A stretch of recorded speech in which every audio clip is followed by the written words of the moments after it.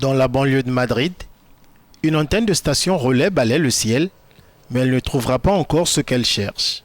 Des scientifiques de l'Institut national espagnol des technologies aérospatiales simulent des opérations de mission pour le télescope Kéops de l'Agence spatiale européenne ESA. Ils répètent soigneusement les activités en vol, comme l'exploitation et la surveillance de l'engin, ainsi que la liaison montante et descendante des données.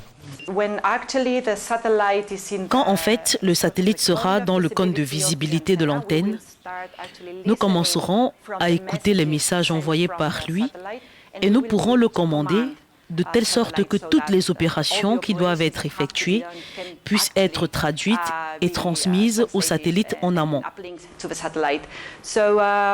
Donc, ces mouvements que nous appelons passes durent environ 10 minutes de plus ou de moins. Nous devons donc avoir une idée claire du type de commande que nous voulons envoyer.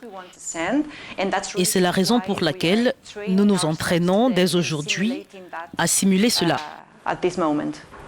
Les scientifiques ont à cœur de parfaire la période critique qui suit le lancement lorsque le satellite commence en orbite et que son appareil photo est mis en marche pour la première fois. Pendant ce temps, il est important d'avoir plus de visibilité sur ce qui se passe dans le satellite. Ainsi, l'ESA fournira davantage de stations au sol, de sorte qu'au lieu de seulement 4 ou 6 passages, 6 fois que vous verrez l'engin spatial pendant la journée, vous aurez un contact avec le satellite toutes les 100 minutes. Kéops aidera les scientifiques à apercevoir des centaines de planètes connues en dehors de notre système solaire avec le potentiel d'accueillir une vie.